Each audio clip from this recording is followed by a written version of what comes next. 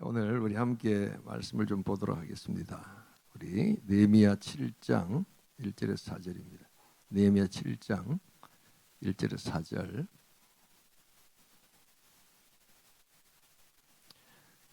우리 찾아서 한번 735페이지 같이 한번 읽어보겠습니다. 느헤미야 7장 1절에서 4절.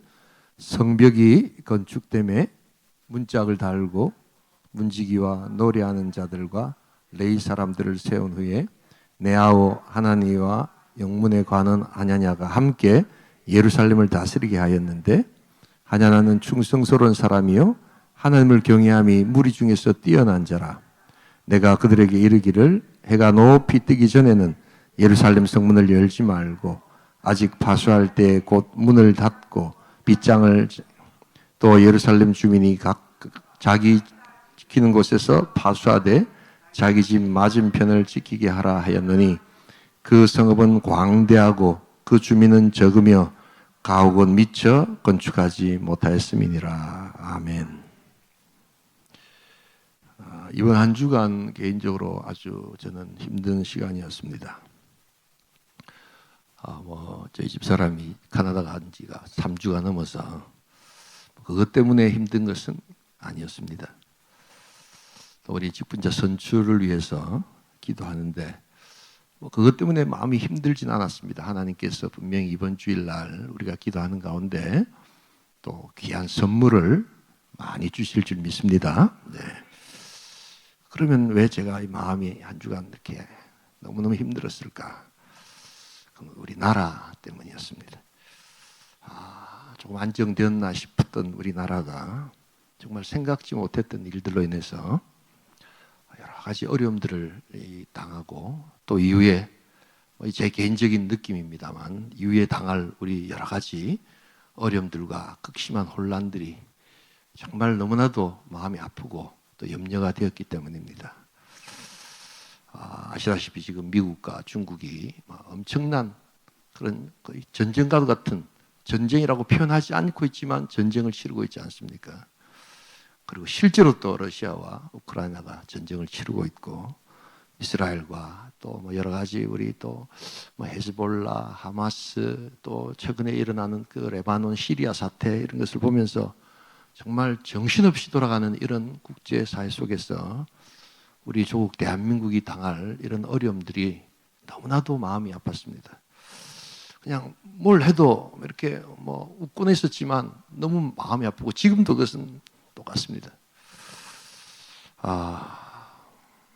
우리 민족과 우리 나라가 정말 하나님께서 복을 주셔서 여기까지 왔는데, 우리의 연약함과 어리석음으로 인해서 우리의 소위 말하는 그런 것이 있다면 국운이라든지 국격이 여기서 끝나는 것은 아닌가, 이제는 또 다시 다운되는 것은 아닌가, 그런 생각을 하면 너무나도 지금 마음이 아픕니다. 여러분, 성경을 쭉 읽어보시면 성경은 딱 두 가지로 요약이 됩니다. 그것은 하나님께서는 공의로우시고 하나님께서는 지금도 살아 역사하신다는 사실입니다. 그러나 거기에 비해서 인간은, 그게 성경 처음부터 끝까지 다 요약하면 딱 두 가지입니다. 인간은 타락해서 사악하고 하나님의 법을 떠나서 하나님을 섬기지 않는다는 것입니다. 이 두 가지가 성경 전체를 흐르는 큰 맥입니다. 그럼에도 불구하고 하나님께서는 그러한 자들 가운데 하나님의 백성을 부르셔서 하나님의 일들을 하게 하신다라는 것이 핵심입니다. 그러나 우리가 이런 어려운 가운데도 우리가 절망하지 않고 좌절하지 않고 아파하지 않는 것은 우리에게 하나님의 말씀이 있기 때문입니다. 새벽마다 느헤미야서를 보면서 얼마나 큰 위로를 받는지 모릅니다. 이 느헤미야서는 이제 우리는 망했다, 이제는 우리는 다 끝났다 하고 있을 때 하나님께서 새싹과 새 순을 이렇게 트게 하시고 새로운 소망을 주시는 그러한 자들, 그러한 상황, 그러한 어떤 나라, 그러한 공동체에 주시는 하나님의 지금도 살아계시는 말씀인 줄 믿습니다. 그래서 나는 이제 더 이상 안 돼, 이제는 더 이상 내려갈 곳이 없어 라고 하는 그때에 하나님께서 주시는 이 말씀이 느헤미야서 말씀이다. 2019년에 제가 부임을 하고 우리 리모델링을 하기 전에 우리 5층 교육관에서 예배를 드릴 때 제가 이 성벽 재건과 우리 우리 영의 재건을 같이 이렇게 동시에 비교하면서 말씀을 나눴던 기억이 납니다. 근데 요사이 새벽기도 때 이 느헤미야서를 보면서 제 개인적으로는 얼마나 하나님께서 위로를 주시는지, 그나마 이런 어려운 가운데도 이 말씀의 위로가 있고, 그래서 오늘 이 금요 성령 때 잠시 제가 받은 은혜, 여러 군데가 있습니다만 특별히 오늘 7장 중심으로 잠깐만 우리 살펴보면서 설교 제목을 목적과 수단의 경계선 사이에서 이렇게 정해봤습니다. 그래서 우리가 이런 막 혼돈이 되고 여러 가지로 어렵고, 우리 인생 가운데도 마찬가지죠. 나라뿐만 아니라 가정에서도 그렇고 갑작스러운 어떤 고통과 어려움이 닥치잖아요. 그게 병이든지, 그게 물질이든지, 사고든지, 관계든지, 이렇게 걷잡을 수 없는 어려움 가운데도 우리 중심을 잡아줄 수 있는 핵심, 그것은 뭐냐? 내 삶의 목적이 무엇이고 수단이 무엇인가를 계속해서 점검해 봐야 한다는 것입니다. 여러분, 이게 참 중요합니다. 막 정신이 없을 때일수록 여러분, 우리는 딱 하나님 앞에 나와서 기도하면서 지금 이 시점에 내가 해야 될 목표와 목적이 무엇입니까? 그리고 내가 지금 하고 있는 것이 수단적으로 하고 있는 건지 아니면 목적을 위해서 하고 있는 건지를 점검해 봐야 합니다. 자, 그래서 오늘 우리가 기도하는 마음으로, 하나님, 우리나라와 우리 민족과 우리 시대를 향하여 나와 우리 공동체가 진정으로 추구해야 될 목적은 무엇이며, 그리고 그것에 또한 합당한 수단은 무엇입니까? 라는 것을 우리가 한번 살펴보면서 우리 신앙에 있어서도 분명한 목적과 수단을 이 혼돈의 시대에 정리하는 우리 복된 성도 될 수 있기를 소원합니다. 우리 다 함께 7장 1절 같이 한번 읽어보겠습니다. 함께 읽습니다. 성벽이 건축됨에 문짝을 달고 문지기와 노래하는 자들과 레위 사람들을 세운 후에. 여러분, 느헤미야가 이 예루살렘으로 다시 온 이유가 뭡니까? 그 800마일이 넘는 엄청난 길을 페르시아 땅에서 예루살렘으로 온 이유가 무엇입니까? 뭐 때문에 왔습니까? 성벽을 재건하고 건축하기 위해서죠. 그것 때문에 왔고, 그리고 그 험난한 길을 걸어왔고, 그래서 52일 동안 정말 수많은 내적인, 외적인 어려움들을 통해서 그 고난이 있었지만 그것을 다 이겨내고 마침내 성벽이 건축되었다는 것입니다. 여러분, 그럼 끝난 겁니다, 이제. 페르시아에서 왔던 그 목적이 이루어진 겁니다. 여러분, 그럼 이제는 좀 쉬어도 되잖아요. 휴가도 좀 가도 되잖아요. 얼마나 극심한 스트레스가 있었습니까? 아마 요사이 이런 스트레스를 받았다면 그냥 스트레스 받아가지고 아무도 안 하려고 했을 겁니다. 극심한 살해 위협과 여러 가지 또 백성들이 그냥 건축하다가 또 여러 가지 어려움들을 당하고 하는 이런 어떤 시간들, 정말 안 하고 싶은 시간들이 있었겠죠. 그런데 마침내 이루어진 겁니다. 저도 이렇게 목회를 30년 하면서 제가 기도한 게 있었어요.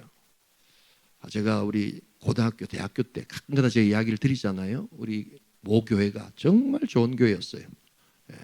광복동에 우리 교단에서 한상동 목사님이라는 분이 계시는데, 그 목사님 동생분이 한명동 목사님이라는 분이 그 교회 담임 목사로 계시면서 얼마나 인자하게 말씀도 전해주시고 했는지 몰라요. 근데 이제 다음번 목사님, 그 목사님 은퇴하시고 다음번 목사님 오셔가지고 교인이 막 늘어나면서 건축을 하다가 정말 교회가 큰 시험에 들어가지고 진짜 말도 못하게 어려움을 겪었습니다. 그리고 이제 이사를 이 동네 쪽으로 왔죠. 그러면서 이 교회 건축이 진짜 이거 좋지 않은 거구나. 그래서 막 그냥 교회에서 어려움이 있으면서 제 좋은 선배들이 있었어요. 선배 누나들도 있었고 우리 형들도 있었고 했는데 정말 나도 저런 신앙 좀 가지고 싶다 하는 분들이 참 많았어요. 근데 이 건축의 와중에 그런 분들이 다 교회를 떠나가지고 지금은 어디서 어떻게 신앙생활 하는지도 연락도 잘 되지 않습니다. 그러면서 제가 이제 군대 가서 소명을 받고 제가 목사가 되었었는데, 죄송합니다. 다시는 건축 안 한다네.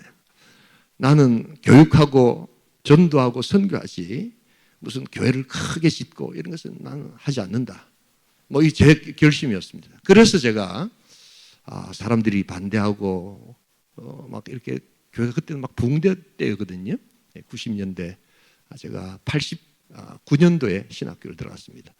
그때만 해도 교회가 막 붕대고 조금만 고생하면 상가에 이렇게 개척을 하면 금방금방 교인들이 늘고 하는 뭐 그런데 저는 선교적 교회를 세워야 되겠다 해서 선교사로 나가려고 준비를 하고 어떤 교회 성장, 교회 건축 이런 것보다는 정말 한 영혼이 건축돼야 된다. 그건 지금도 마찬가지입니다만 그런 마음을 가지고 하여튼 건축은 나는 안 한다. 이런 생각을 했는데 이게 목회를 보니까 그렇지가 않더라고요. 보니까 건축을 안 할 수가 없는 게 사람이 늘어나고 또 뭔가를 해야 되니까 이게 건축을 하지 않으면 안 되는 경우가 있더라고요. 보니까요. 제가 리모델링도에 와서 제일 처음에는 저는 안 하려고 했습니다. 여기 또 내가 목회도 시작하기도 전에 온천교 와가지고 이거 혹시라도 또 문제가 생기면 이게 또 이게 걷잡을 수가 없거든요. 여러분 정말 교회는요 아무것도 아닌데 한번 시험 들려고 하면 이게 막 극심한 혼란이 옵니다. 여러분 그런 거 경험 안 해보시면 모르겠지만 저는 그걸 너무나도 잘 알고 있거든요. 그런데 아니야 다를까 제가 미국에 갔더니 이게 건축이 딱 남아있는 거예요. 제가 미국을 한번 오라고 해서 미국에서 청빙이 와가지고 갔을 때 한번 비행기 타고 가서 설교를 한번 했어요. 설교를 하니까 뭘 건축을 하냐니까 이 중고등학생들 거기도 다음 세대를 위해서 막 교회가 엄청 헌신을 하고 투자를 많이 하는데 미국의 중고등학교 아이들이 농구를 좋아합니다. 그래서 농구장을 이렇게 만들어 달래 가지고 교회가 이제 농구장을 만드는데 기왕에 만드는 거 그냥 조그맣게 만들지 말고 제대로 된 큰 국제 규모의 그런 어떤 농구장을 만들자 해가지고 그 농구장 크기를 국제 규모에 똑같이 이렇게 만들어서 이렇게 건축을 하고 있더라고요. 보니까요. 그러니까 교회당 건축이 아니라 이제 체육관 건축을 하고 있는 거죠. 그래서 제가 마음이 좀 쓰이더라고요. 그래서 제가 장로들한테 물어봤어요. 이거 건축 다 마치신 겁니까? 그러니까 장로들이 거의 다 마쳤습니다. 거의 다 마쳤습니다. 이런데 저는 그 소리는 잘 못 듣고 다 마쳤다는 이야기를 듣고 그럼 내가 와도 되겠구나 하고 왔는데 거의 다 안 마쳤더라고요. 보니까요. 아직도 이렇게 플로어에 까는 게 있고 막 이렇게 뭐 일이 많더라고요. 보니까요. 이제 그러면서 거기서 갑자기 이제 일이 생기는 게 이제 그 지역의 주민들이 그때 한번 말씀드렸는지 모르겠는데 존 바이올레이션을 해가지고 용도를 변경했다. 그러니까 여기는 그 집을 세워야 되는데 체육관을 교회에서 이렇게 임의로 용도를 변경해가지고 세웠대가지고 이렇게 시청에다가 고발을 한 거예요. 그때부터 제가 당한 이 고난과 순환은 말할 수가 없습니다. 뭐 그렇다고 두드려 맞고 이런 건 아닌데 이렇게 불려다니면서 미국에서는 이렇게 주민들 이렇게 고발이 들어가면 꼭 시청에서 이렇게 부르거든요. 그냥 부르는 게 아니고 청문회라는 형식으로 불러서 이렇게 딱 서 있으면 막 이렇게 그 시청에 소속된 판사 검사들이 있어요. 그 사람들이 이렇게 막 물어보고 하는 건데 아무튼 이 건축에 한번 매이니까요. 이게 너무 힘들더라고요. 부임회가 간지도 얼마 되지도 않는데 그것도 미국 땅에 가가지고 목회를 해야 되는데 여기저기서 분리다니기 시작하니까 그래서 혹시라도 제가 교회 대표자니까 말을 잘못해가지고 혹시라도 이제 판사 앞에서 이렇게 말을 잘못하면 거의 다 지었던 거의 한 100만 불이 넘게 지었거든요. 한 15억 들여서 이렇게 지었는데 그게 하루아침에 그냥 싹 쓰지도 못하고 날아갈 지경이니까 제가 얼마나 힘들었겠어요. 그런데 하나님 은혜로 이게 어떻게 되었습니까? 그때 잠깐 말씀드렸죠. 이건 길게는 말씀 못 드리겠고요. 그러고 나니까 아무것도 하기 싫더라고요. 너무너무 힘들더라고요. 그거 마치고 나니까 그동안 쌓였던 스트레스가 막 이렇게 오는데 피곤이 오는데 너무너무 힘들더라고요. 제가 뭘 이야기를 하려고 하느냐. 느헤미야의 마음이 그러지 않았겠는가. 그래서 이제는 막 다 됐다. 이제 농구나 하고 이렇게 지내라. 뭐 그러면 담임 목사로 끝나죠. 근데 여러분, 교회의 목적이 농구하러 오는 겁니까? 뭐 다른 목적이 또 있습니까? 어떻게 생각하십니까? 뭐 학생들은 농구하러 오는지 모르겠지만 적어도 우리가 농구장을 세우고 그리고 또 이렇게 교회에서 이렇게 같이 건축을 하고 해서 궁극에는 누구를 만나는 겁니까? 하나님을 만나고 예수 그리스도를 만나고 그 하나님께 예배하기 위함 아닙니까? 믿으시면 아멘 하시기 바랍니다. 그게 정리가 정확해야 되는데, 만약에 내가 이 어렵고 힘든 이 교회당 건축, 이 어렵고 힘든 이 체육관 농구장을 건축하고 난 다음에 이것이 끝났다라고 생각하면 그 다음부터는 별로 할 일이 없습니다. 그런데 오늘 느헤미야는 이렇게 어려운 시간들을 통과한 후에 그 다음에 나는 이제 다시 페르시아로 가겠습니다. 다시는 이거 안 하렵니다. 모르고 하는 거지 알고 하는 거는 나 이거 못하겠습니다. 이렇게 하지 않고 어떻게 합니까? 문짝을 달고 문지기와 노래하는 자들과 레위 사람들을 세웠다라고 이야기합니다. 왜 이랬을까? 바로 느헤미야는 목적과 수단이 어떤 것인가를 정확하게 알고 있었던 사람입니다. 여기서 문지기라면 우리 교회로 말하면 쉽게 이야기하면 안내위원 같은 거예요. 안내위원. 교회는 이런 곳입니다. 이렇게 오세요. 뭐 이런 것이고, 노래하는 자들이 뭐예요? 성가대 혹은 찬양팀. 여러분, 이 찬양이 얼마나 중요한지 모릅니다. 예배 때. 그 다음에 레위 사람들은 뭡니까? 이게 이제 목사들, 뭐 설교하는 사람들, 사역자들, 뭐 이런 겁니다. 느헤미야는 극심한 어려운 가운데서 52일의 그 성벽 재건을 마친 후에 그것이 목적이 아니라 뭐라고요? 수단이라는 것을 그는 분명하게 합니다. 그리고 그 다음 하나님을 만나고 우리가 예배하기 원합니다. 여러분, 혼돈의 시대에 여러분 이것을 꼭 기억하십시오. 내가 이것을 목적으로 하고 있는가, 수단으로 하고 있는가.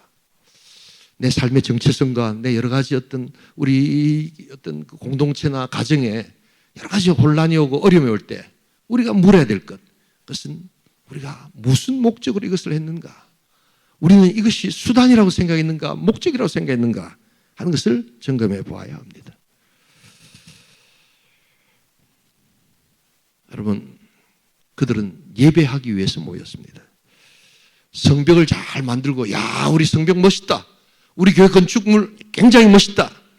우리 찬양팀이 찬양을 아주 잘한다. 이것이 목적이 아니라 그것을 통해서 영의 역사를 누리고 하나님을 만나고 우리가 회개하고 예수 믿고 예수님을 전하는 복된 영의 역사가 일어나게 될 줄 믿습니다. 우리가 궁극적으로 생각이 될 것은 바로 그것을 놓치지 말아야 했다는 것입니다. 제가 새벽 기도 때도 말씀드렸는데 여러분, 우리가 예배가 무엇인가 한번 좀 점검해 보기를 원합니다.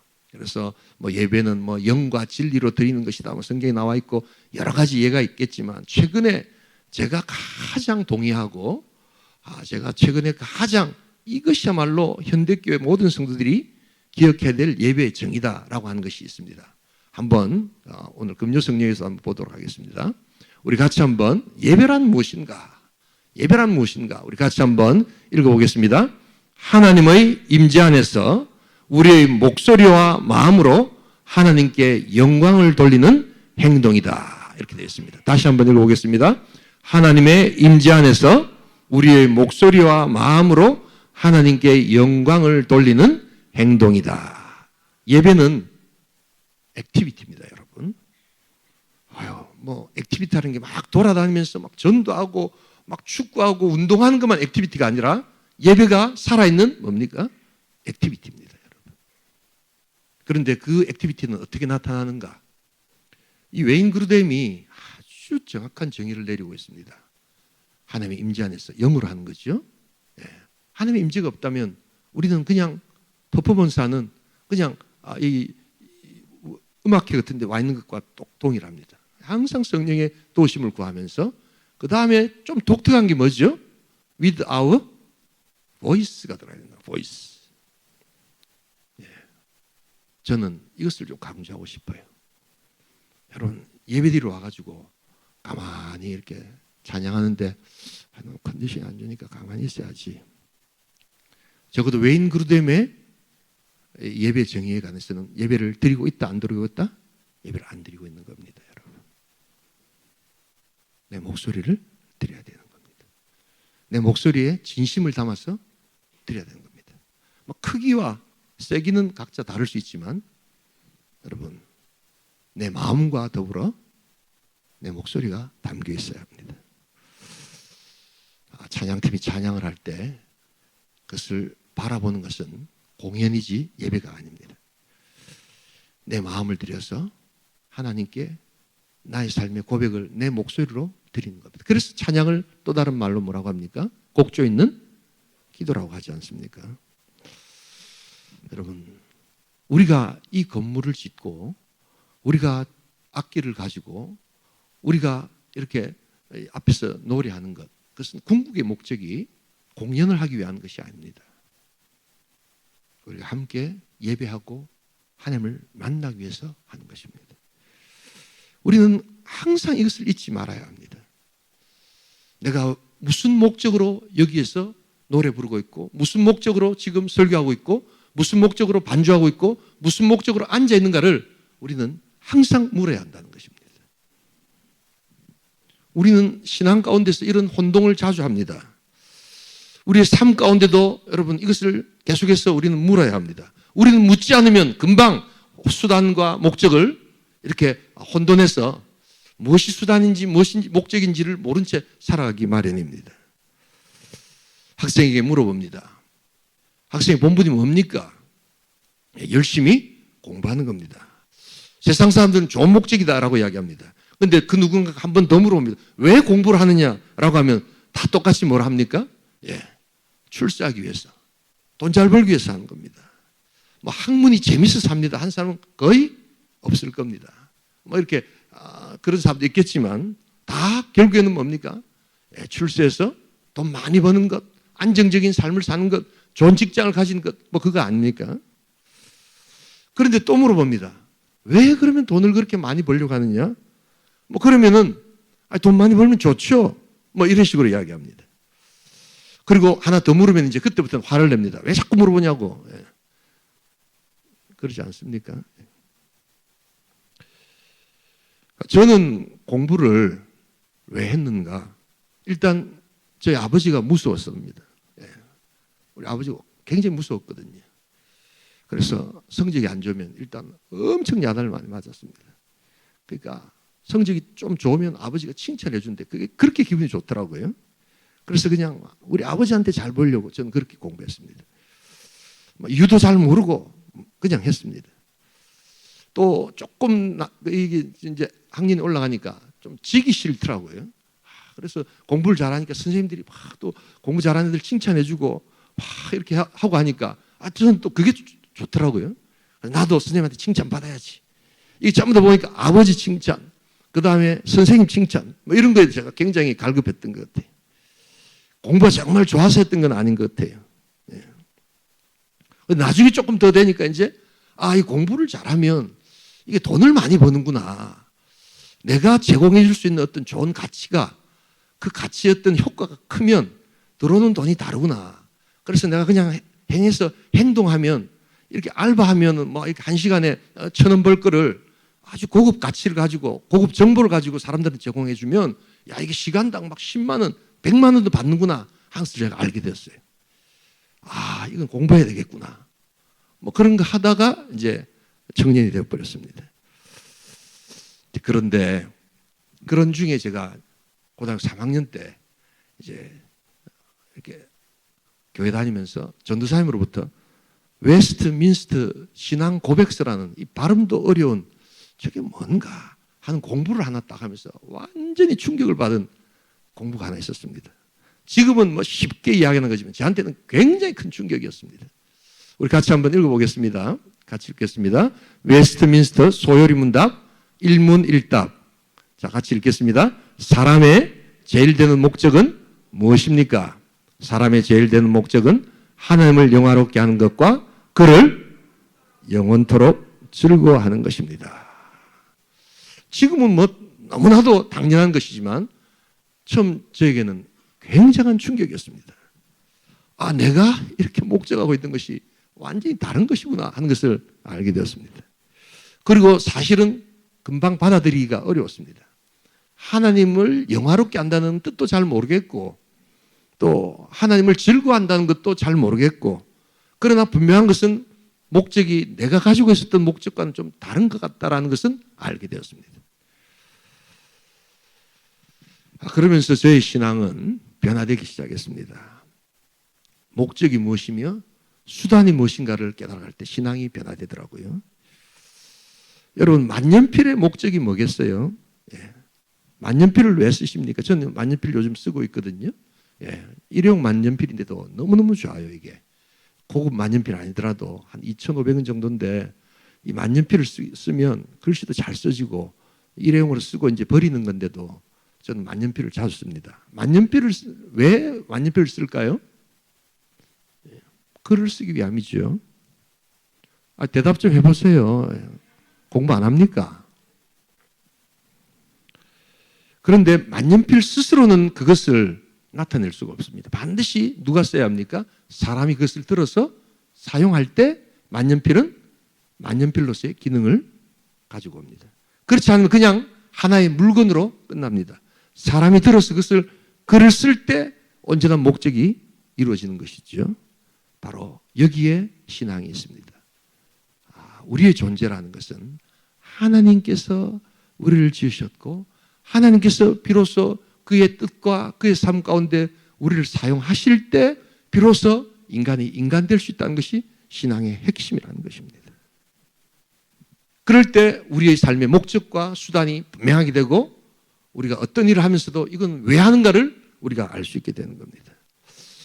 저는 이런 내용들을 자주 이야기합니다.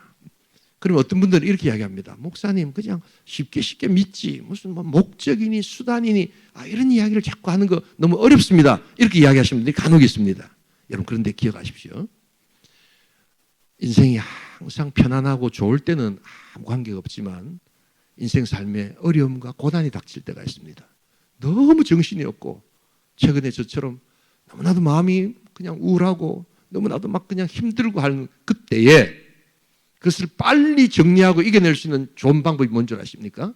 바로 이 목적과 수단이 어떤 것인가를 자주 물었고 자주 그것을 확인했던 사람들은 금방 회복이 됩니다. 믿으시면 아멘 하시기 바랍니다.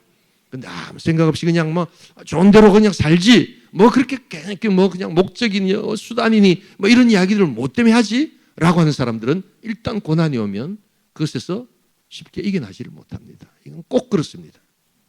평소 때 조금 어렵게 느껴질지 모르지만 이런 것을 생각해보고 연습하는 것이 반드시 필요합니다. 여러분들에게 큰 복이 될 줄 믿습니다. 그래서 우리는 다시 한번 생각해 보는 겁니다. 사람이 제일 된 목적이 무엇인가? 하나님을 영화롭게 하는 것이다. 나는 하나님을 과연 영화롭게 하고 있는가? 그리고 내가 지금 하고 있는 것이 하나님의 영화롭게 하는 것에 수단으로 사용되고 있는가? 아니면 이것이 나를 위한 목적인가를 점검해 봐야 한다는 것입니다. 내가 왜 사역하고 있는가? 내가 무엇 때문에 목사가 되었는가? 내가 왜 장로가 되려고 하는가? 내가 왜 권사가 되려고 하는가? 왜 내가 지금 이 사역을 감당하고 있는가? 하는 것에 대한 목적을 물어야 된다는 것입니다. 그 목적이 분명한 사람들은 여러 가지 어려움과 여러 가지 고통이 올 때도 그것을 잘 이겨냅니다. 그러나 이것이 분명치 않은 사람, 그래서 마치 목적을 수단처럼 이용하는 사람들은요, 조금만 어려우면 금방 포기하고 금방 나약해지고 그것에서 이탈합니다. 그러면서 우리는 묻는 겁니다. 내 위치가 어딘가? 여러분, 하나님께서 우리 아담이 타락했을 때 제일 먼저 찾아와서 던졌던 질문이 뭡니까? 아담아, 내가 어디 있느냐? 하나님이 무소부지하신데 아담의 위치를 몰라가지고 지금 위치 추적 장치 이렇게 내비게이션 가지고 네 위치 어디 있지? 온천장이야? 아니면 영도야? 뭐 이렇게 물어보셨겠어요? 그렇지 않습니다. 아담아, 내가 어디 있느냐 하는 것은 바로 하나님과 나와의 관계 속에서 네가 진정한 삶의 목적을 어디에 두려고 지금 하고 있는가? 왜 동산 각종 모든 나무의 실과는 먹되 중앙에 있는 선악과는 먹지 말라고 한 그 하나님과 너와의 관계를 왜 너는 어겼느냐? 여러분, 그것을 물어보는 겁니다. 그래서 네가 어디 있느냐? 여러분, 이것을 자꾸만 물어봐야 되는 겁니다. 나는 지금 아버지인가 아들인가? 나는 어머니인가 딸인가? 나는 선생인가 또는 학생인가? 나는 목사인가 장로인가?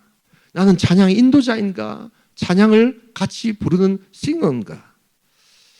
뭐 이런 것들을 자꾸만 물어보아야 합니다. 여러분. 나는 어느 위치에 있는가? 여러분, 이것이 바로 목적과 수단을 경험하는 중요한 또한 질문이 되는 겁니다. 그리고 또한 무엇이 중요한가를 질문해야 합니다. 지금 이 시간 가장 중요한 게 뭔가? 친구들을 만나러 와가지고 뭐 딴 생각하는 사람들이 자꾸 있어요. 보면요. 그럼 친구들이 좋아하겠어요? 안 좋아하겠어요? 좋아합니까? 여러분. 친구들 만나러 왔으면 친구들하고 어떻게 해야 되는 겁니까? 어울려야 되는 거죠. 예배 드리러 왔으면 뭘 해야 됩니까? 하나님께 집중하면서 예배해야 되는 거죠. 내 목소리를 드리고 내 마음을 드려서 그것에 집중해야 되죠. 무엇이 가장 중요한가를 점검하는 겁니다. 여러분, 이런 것들이 자연스럽게 될 때 우리는 하나님 앞에서 내 모습을 알아갈 수 있습니다.